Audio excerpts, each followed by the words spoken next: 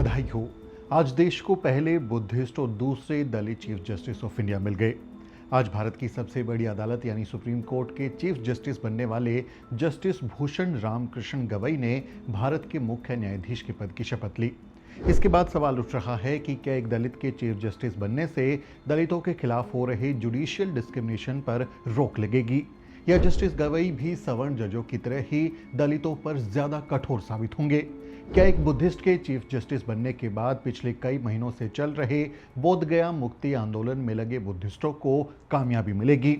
आगे इस वीडियो में हम इन सब सवालों के जवाब तलाशने की कोशिश करेंगे, लेकिन उससे पहले आप उनके शपथ ग्रहण समारोह की कुछ तस्वीरें देखिए। आज भारत की महामहिम राष्ट्रपति द्रौपदी मुर्मू ने उन्हें पद और गोपनीयता की शपथ दिलाई। मैं भूषण रामकृष्ण गवई, जो भारत के उच्चतम न्यायालय का मुख्य न्यायमूर्ति नियुक्त हुआ हूँ, जो भारत के उच्चतम न्यायालय का मुख्य न्यायमूर्ति नियुक्त हुआ हूँ, सत्यनिष्ठा से प्रतिज्ञा करता हूँ सत्यनिष्ठा से प्रतिज्ञा करता हूँ कि मैं विधि द्वारा स्थापित भारत के संविधान के प्रति मैं विधि द्वारा स्थापित भारत के संविधान के प्रति सच्ची श्रद्धा और निष्ठा रखूंगा। जस्टिस गवई दलित जाति से आते हैं और बुद्धिस्ट हैं। ये संयोग ही था कि बुद्ध पूर्णिमा के 2 दिन बाद ही उन्होंने राष्ट्रपति भवन के दरबार हॉल में लगी तथागत बुद्ध की प्राचीन प्रतिमा के सामने खड़े होकर भारत के चीफ जस्टिस की शपथ ली। मैं भूषण रामकृष्ण गवई, जो भारत के उच्चतम न्यायालय का मुख्य न्यायमूर्ति नियुक्त हुआ हूँ, जो भारत के उच्चतम न्यायालय का मुख्य न्यायमूर्ति नियुक्त हुआ हूँ, सत्यनिष्ठा से प्रतिज्ञा करता हूँ कि मैं विधि द्वारा स्थापित भारत के संविधान के प्रति सच्ची श्रद्धा और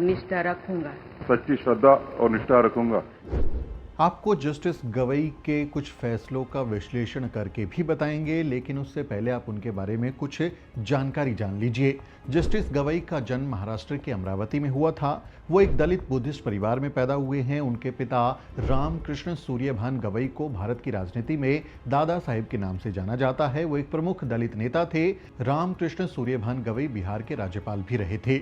जस्टिस गवई 23 नवंबर 2025 को सीजेआई के पद से रिटायर होंगे, यानी उनका कार्यकाल महज 6 महीनों का है। जस्टिस गवई ने शपथ लेने से पहले ही ये साफ कर दिया कि रिटायरमेंट के बाद वो किसी भी तरह का पद नहीं लेंगे, यानी उन्होंने एक तरह से साफ संदेश दे दिया कि वो किसी भी तरह के राजनीतिक पद के लालच में नहीं आएंगे, जैसा कि कुछ चीफ जस्टिस पहला कर चुके हैं, और देश के संविधान की वो पालना करेंगे। जस्टिस गवई देश के मुख्य न्यायाधीश बनने वाले दूसरे दलित जज हैं। उनसे पहले केजी बालाकृष्णन भी सीजेआई के पद पर रह चुके हैं। जस्टिस गवई के चीफ जस्टिस बनने से दलित बहुजन समाज के लोग खुश हैं।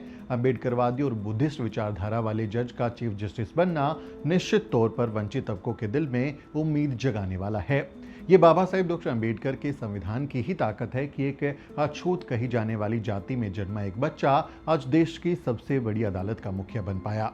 लेकिन सवाल उठता है कि क्या जस्टिस गवई दलित बहुजन समाज के लिए वाकई हमदर्दी रखेंगे और उनके साथ न्यायपालिका के जरिए हो रहे भेदभाव को मिटाने की कोशिश करेंगे?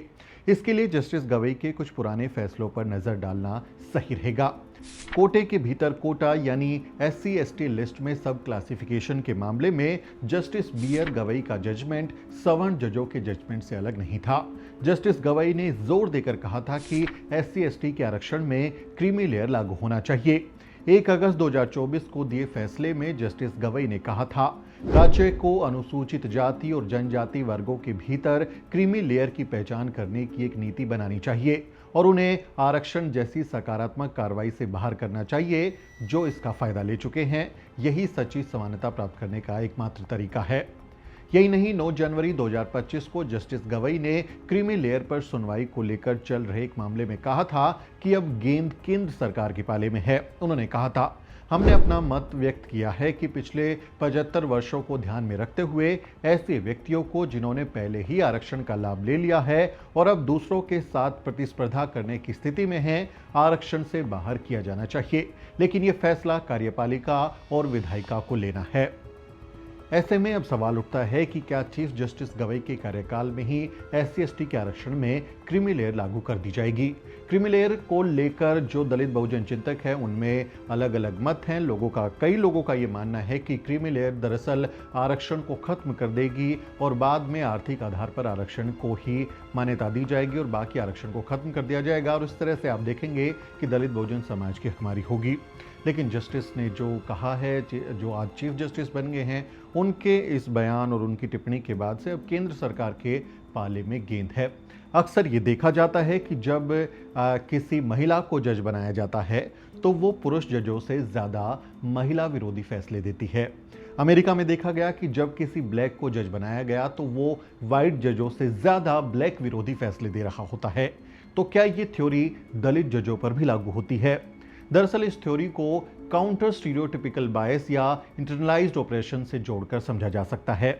इसे कई बार आउट ग्रुप डेरोगेशन या इन ग्रुप बायस रिवर्सल भी कहा जाता है। आइए इसे विस्तार से समझते हैं। इंटरनलाइज्ड ऑपरेशन यानी कि आंतरिक उत्पीड़न। ये तब होता है जब कोई हाशिए पर रखा गया व्यक्ति जैसे दलित, महिला या ब्लैक आदि समाज द्वारा थोपी गई नकारात्मक धारणाओं को अपने भीतर आत्मसात कर लेता है, यानी वो वैसा ही सोचने लगता है और उसी नजरिए से खुद या अपने समुदाय को देखने लगता है। उदाहरण के तौर पर एक महिला जज ये मान सकती है कि महिलाएं भावुक होती हैं और इसलिए गंभीर फैसलों में भरोसे के लायक नहीं होती और इसी नजरिए से वो फैसले ले सकती है। दूसरा है आउट ग्रुप डेरोगेशन या इन ग्रुप बायस रिवर्सल। ये एक तरीके की मनोवैज्ञानिक स्थिति होती है जहां कोई व्यक्ति अपने ही समुदाय के लोगों के खिलाफ ज़्यादा कठोर या नकारात्मक रुख अपनाता है ताकि वो ये दिखा सके कि वो निष्पक्ष है या ज़्यादा योग्य है। उदाहरण के तौर पर एक दलित जज अपने ही समुदाय से जुड़े मामलों में ये दिखाने की कोशिश कर सकता है कि वो जातीय पक्षपात नहीं कर रहा और इस कारण वो अधिक सख्त फैसला दे सकता है। तीसरा है स्टीरियोटाइप थ्रेट से बचने की कोशिश। ये भी हो सकता है कि कोई जज या किसी भी क्षेत्रीय प्रोफेशनल का जो व्यक्ति है वो ये डर महसूस करता हो कि लोग उसकी निष्पक्षता पर सवाल करेंगे, शक करेंगे, क्योंकि वो एक महिला है, दलित है या ब्लैक है या किसी मार्जिनलाइज तबके से आता है। ऐसे में वो ये दिखाने के लिए कि वो ज़्यादा सक्षम और ज़्यादा तटस्थ है, अपने ही समूह के खिलाफ सख्त रवैया अपना लेता है। इसके साइकोलॉजिकल कारण भी हैं, जैसे रिप्रेजेंटेशन का दबाव होना। जब कोई व्यक्ति अल्पसंख्यक समूह से होता है और किसी ऊंचे पद पर होता है तो उस पर यह दबाव होता है कि वो किसी भी तरह से पक्षपाती ना लगे, क्योंकि लोग उसको, उसके हर फैसले को, उसके हर कदम को जज कर रहे होते हैं। प्रूविंग वन सेल्फ सिंड्रोम भी इसे कहा जाता है, यानी खुद को साबित करने का दबाव। कई बार दलित, महिला या ब्लैक व्यक्ति खुद को ज़्यादा सक्षम, ज़्यादा तटस्थ, ज़्यादा न्यूट्रल दिखाने के लिए अपने ही समुदाय के लिए कठोर फैसले लेने लगता है कि देखो मुझे परवाह नहीं है कि कौन सामने खड़ा है, मैं तो न्याय के पक्ष में खड़ा हूं, और इस तरह की दलील देकर वो कई बार अपने समाज के खिलाफ ही काम कर रहा होता है। साथ ही से सोशल कंडीशनिंग भी समझा जा सकता है कि समाज में पले बड़े लोग कई बार खुद के बारे में भी उन्हीं नकारात्मक धारणाओं को आत्मसात कर लेते हैं जो बहुसंख्यक समाज प्रचारित करता है, जैसे कि रिजर्वेशन से मेरिट का नुकसान होता है। हो सकता है कोई जज ये मान ही ले कि हाँ भाई, आरक्षण से मेरिट का नुकसान होता है, इससे योग्य लोगों को मौका नहीं मिलता, अयोग्य लोग आ जाते हैं। क्योंकि समाज में आप देखेंगे जो बहुसंख्यक समाज है वो इस तरह का, जो बहुसंख्यक समाज के जो पीड़ित लोग हैं उनको इस तरह के ताने दिए जाते हैं। लेकिन कई बार जो नैरेटिव सेट करने वाले लोग हैं वो इस तरह की प्रचार कर देते हैं कि तुम में मेरिट नहीं है, तुम कोटे वाले हो, तुम डिजर्व नहीं करते, अनडिजर्विंग लोग रिजर्वेशन की वजह से आ गए। तो हो सकता है कि इस तरह की मानसिकता उस व्यक्ति में भी आ जाए जो वहां पर बैठा हुआ है। साथ ही फियर ऑफ अपीयरिंग बायस्ड, यानी पक्षपाती दिखने का डर। जैसा मैं बोल रहा हूं कि ये डर है कि लोग क्या कहेंगे। जैसे ब्लैक जज ने ब्लैक आरोपी को अगर छोड़ दिया तो इस डर से कि वो लोग उसको कहेंगे कि देखो ब्लैक था इसलिए ब्लैक को छोड़ दिया, तो वो कई बार ज़्यादा कठोर हो जाते हैं। मान लिया किसी ब्लैक को जमानत मिलनी भी थी तो ब्लैक जज नहीं देगा कि जाओ कहीं इस पर मेरे ऊपर आरोप ना लग जाए। उदाहरण के तौर पर अगर आप देखेंगे तो जैसे यूएस में जस्टिस क्लेरेंस थॉमस, जो कि अमेरिका के पहले ब्लैक सुप्रीम कोर्ट जजों में से एक थे, उन्होंने कई ऐसे फैसले दिए जो ब्लैक राइट्स के खिलाफ माने गए, यानी उन्होंने ब्लैक अश्वेत लोगों के खिलाफ इस तरह के फैसले दिए। तो क्या ये थियरी आज हमारे जो चीफ जस्टिस बने हैं उन पर भी लागू होती है? क्या वो जो भारत की सबसे बड़ी अदालत की सबसे बड़ी कुर्सी पर बैठे हैं, क्या उनको इस तरह के प्रभाव, इस तरह की थियरी, इस तरह के बायसनेस से बचने के तरीकों पर भी उनका कुछ मनोवैज्ञानिक दबाव हो सकता है? ये अपने आप में बड़ा सवाल हो जाता है।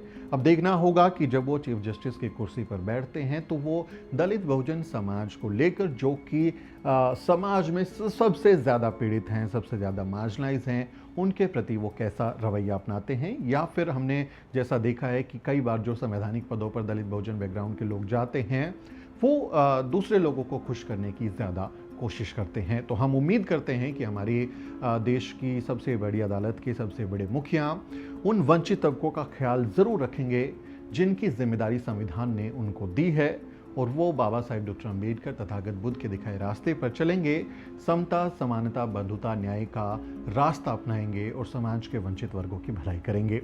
लेकिन हमें उनके आने वाले फैसलों पर नज़र बनाए रखनी होगी।